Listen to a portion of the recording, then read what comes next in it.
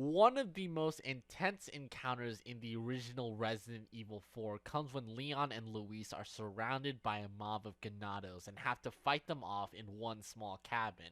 As more Ganados keep storming in, the two are forced into heading upstairs in hopes of bottlenecking at least some parts of the house so that they aren't overwhelmed.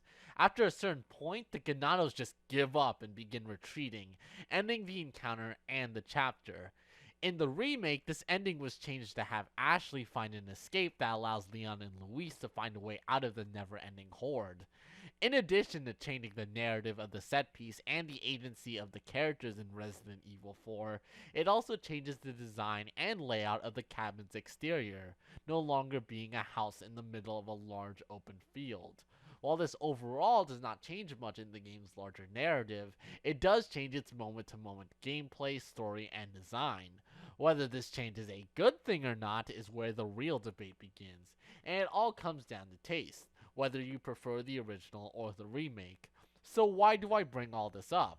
Because this is just one of many topics regarding video game remakes and remasters. Video game remakes are nothing new to the industry. As far back as the early 90s, NES games were being remade for the Super Nintendo with 16-bit graphics. Some of the most important 3D games ever made were basically just remakes of 2D games during the 5th generation of consoles.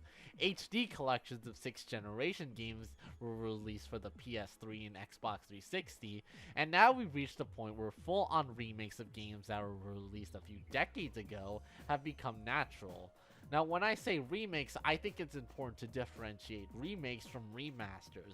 A video game remaster is more of a re-release, porting over a game from a previous console generation onto modern hardware with all of the benefits said hardware can provide. Usually this means better graphics, music, and performance, and maybe changes in its gameplay mechanics. These games can easily be identified by their titles. Usually they have something that says Definitive Edition on them. While the purpose of remasters are more about re-releasing games from older hardware to newer consoles, remakes are about completely redoing a game from the ground up and having it stand on its own separate from the original. The main purpose isn't to replace the original necessarily, but to offer something new or to expand on a concept while using the original as a basis. Now, video game remakes and remasters have become a very controversial topic recently in the industry. A lot of people think they limit creativity, are an excuse to re-release older games to make more money, or that they get in the way of newer, more original games coming out. Others, meanwhile, fully welcome video game remakes and remasters, as they not only help preserve older games on newer hardware, but also allow all new interpretations and experiences for some of their favorite games.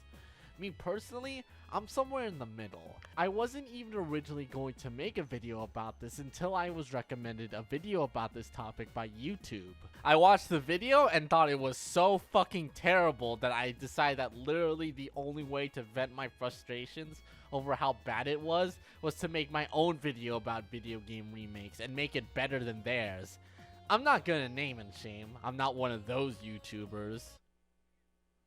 Actually, I am one of those YouTubers. This was the video. He says the film industry doesn't remake as much as the gaming industry. That tells you all you need to know about how bad the video is. First of all, it's important to understand why companies would want to remake their own games in the first place. Well, aside from the obvious. The biggest positive to developing a remake is to reevaluate the original and see what can be improved upon. When you have the opportunity to remake a game, you now have the ability to go back and see what worked and what didn't in the original. Find out the minor or major problems the original has, and work to undo them or at least minimize their impact. This can range from a bad gameplay segment or mechanic being fixed, to the game's story being rewritten to be of a higher quality. Let's be honest, video game writing has not exactly had the highest standard of quality, so being able to improve upon it to be more sensible and better written is always welcomed. If a remake can manage to improve upon the original so much while also keeping its spirit, it can even surpass it as the definitive version of that game. Hell, If you want to take a look at film remakes, the highest bar that movie remakes reach is when a remake is so good that history eventually forgets it was a remake in the first place. Yeah, Scarface, Ocean's 11, Heat, they were all remakes of films released decades ago. For Heat's case, they even had the same director, and now they're viewed as some of the greatest crime films of all time. So there's a lot of merit to wanting to remake a game, as it's an opportunity to improve upon a classic or to transform an aged game to be a lot more palatable to modern audiences. Video games age out a lot faster than movies do. You can watch a film from 40 years ago and still be entertained now so long as it's good. Video games don't have that kind of luxury, so as much as the original should be remembered, there is an importance to try and make it more accessible. People still know that the original Metroid came out on the NES back in 1986, but if you seriously ask anyone now if it's worth playing, everyone will just give you a confused look and say to just play its remake released in 2004, which is an objective improvement that enhances the graphics, design, and gameplay, and adds upon the original in every conceivable way. Frankly, I don't know why more bad games aren't remade. When Project 06 was announced to be a fan remake of Sonic the Hedgehog 2006, I was wondering why it took so long for a fan to finally make their own remake of that game. I know patches and updates can eventually turn a bad game good, but full-on remakes of terrible games have so much more potential. Don't remake Resident Evil 5, remake Resident Evil 0 and make it a full-on co-op horror game. Those are the opportunities that developing a remake has, but what about remasters? For most remasters, the opportunity is more technical. Being able to re-release a game with higher quality visuals along with improved performance is the bare essentials for a good remaster. Confession time! I never played the original Uncharted 4 until it was re-released on the PS5 because I wanted to enjoy the game's amazing visuals while also being able to play it at a full 60 frames per second. The two most important factors for a good remaster are updating its presentation and its ability to preserve the original. The original Final Fantasy VII used to go over $100 in online stores because of its fame and lack of preservation, but once it was re-released onto modern consoles, the price for it has gradually shrunken down. But there are a few special cases where the remaster goes above and beyond and actually improves upon the original game's mechanics for it to truly be considered the definitive edition. The Legend of Zelda Skyward Sword was remastered on the Switch with not only improved performance and visuals, but also added in an all-new control scheme without any motion controls for those that didn't like them in the original, while also improving the original's motion controls. This makes for a remaster that can genuinely replace the original as the one to play. The one remaster that I point to the most in terms of gameplay improvements is Final Fantasy XII: The Zodiac Age.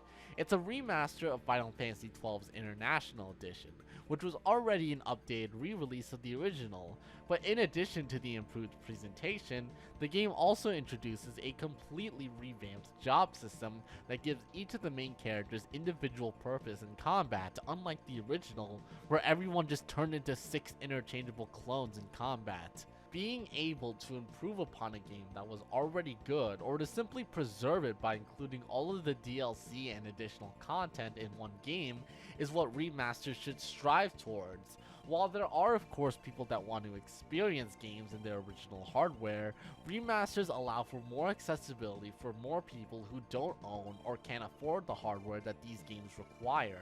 Now, that's all fine and good, but why are there so many people mad about there being so many game remakes and remasters?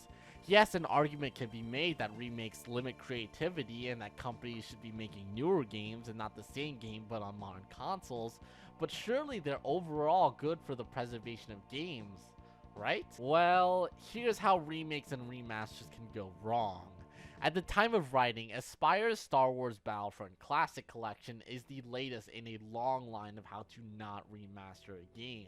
The original Star Wars Battlefronts are very cherished games from the 6th generation of consoles, with a large passionate fan base. So for it to be remastered into this unoptimized 62GB mess that you can't even play because they only had 3 servers on launch, not only taints the remaster, but also a part of classic Battlefront's legacy. And this isn't the only time a remaster has completely shit the bed. Remember Rockstar's Grand Theft Auto Trilogy Definitive Edition? I assume Rockstar saw how popular those Vice City remastered videos were and thought they could do it themselves and reap the profits from people nostalgic over the 3D era of GTA. The result? A rushed, awful remaster that's so bad that even after almost 3 years since it's been released, is still viewed as a completely inferior version of 3 games you can't even purchase anymore because they were delisted from their original retailers. When you fuck up a remaster, you aren't just ruining a game, you're damaging its legacy. These examples I just listed are games that are over 20 years old. You can't buy these games normally anymore, and if you don't own a PC, then you'll also have to buy old specialized hardware for you to even play these games. That's why good remasters are so important. They may seem like a quick and easy money grab, and sometimes they are, but a lot of them are simply about bringing older games onto modern hardware for people to play again. But these are remasters. What are the worst things that can go wrong for remakes? Well, it's complicated. When a game is remastered, its visuals are upscaled. That means while they are of higher quality, they're still technically the same as they were originally. That's why whenever you hear a reviewer praise a remaster's improved visuals, it's usually along the lines of, X game looks exactly like how you remember it. When a game is remade, everything is changed. That includes its visuals. For a lot of people, that means the graphics are better in every way, but for some, it can look worse. Changes made to a game that people know very well, even if they're positive, can still be controversial to its fans. The artistic direction might be lost. Maybe people liked how some of the characters were originally written, or perhaps the game looked and played in a certain way for a reason, and now that direction might be lost when an entirely new team is handling it. You might say it loses the soul of the original, but the worst thing that can happen to a remake is when it's just worse than the original.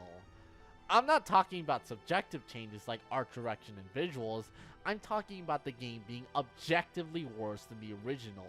Resident Evil 3 is the biggest example of this. It's a remake of a game that removes parts of the original and adds nothing to it. It's not the worst game ever made, but it is a massively disappointing remake because it adds nothing new to the original. It actually takes parts away from it. Now, after all I've said, you might be thinking I want remakes gone, but I feel like that's throwing the baby out with the bathwater. If you recall what I said earlier about the latest Battlefront remaster, what makes it more baffling that it turned out to be a disaster was that its publisher, Aspyr, have a long history of porting over and remastering older titles. Literally a month ago, Aspyr had just released the well-received Tomb Raider Remastered, an updated re-release of the original first 3 Tomb Raider games. Aspyr knows how to handle a remaster and what needs to be done to make a good one. So it just makes something like the Battlefront remaster look all the more confusing. While it is true that bad remakes and remasters exist, so do bad video games. Wanting to get rid of all of them just because there are bad ones out there feels very short-sighted. A world without a Resident Evil 3 remake also means a world without a Resident Evil 2 remake. I think the biggest concern some people have about remakes is the idea that they might replace the originals.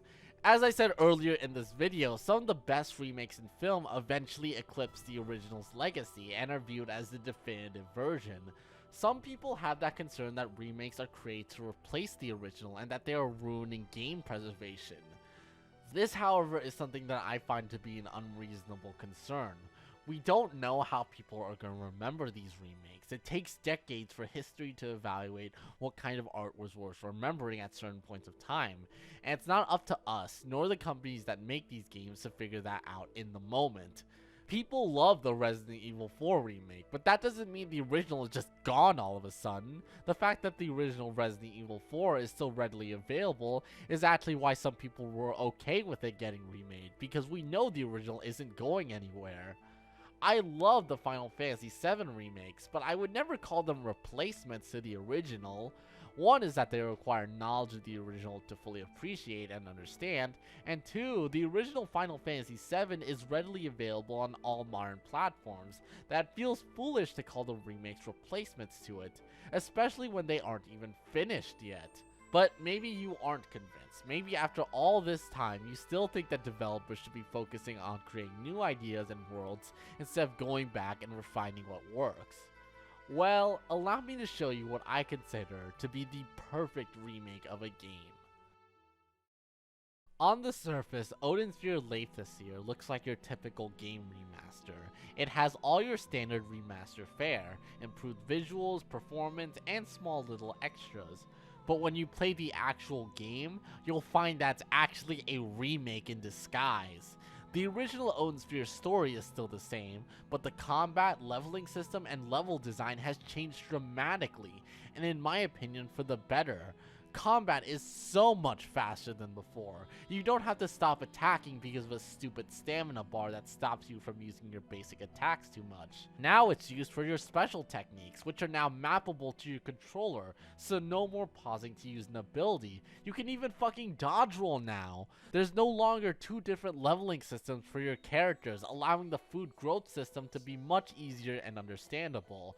There's an entirely new skill tree branch that lets you upgrade your attacks in more effective ways, and the level design has been completely altered, with platforming and resting areas allowing you to take a break from all the constant action.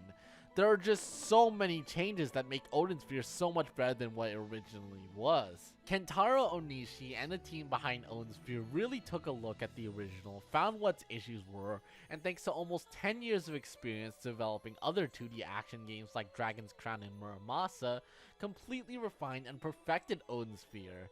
Now Odin Sphere is no longer an interesting story with a half-baked action game grafted onto a half-baked RPG, but a fully realized action RPG that perfectly balances both sides. And for whatever reason you loved the original and hated the changes made to this game, Leithasphere includes the original Odin Sphere right in front of you. No need to beat the game as an unlockable, you can just play the original Odin Sphere, no strings attached, if that's what you want. This is what I set as the gold standard for all remakes and remasters. For remakes, it's to find out what didn't work, fix it, and improve upon what did. And for remasters, it's to preserve the original for those who were originally fans of it. Remakes and remasters are not going anywhere, and this video likely won't change the rate at which they're released. But I hope what this video shows is that while there's plenty of bad that can come from remaking a game, there's always a chance that a remake can enhance the original's legacy and shine its star even brighter.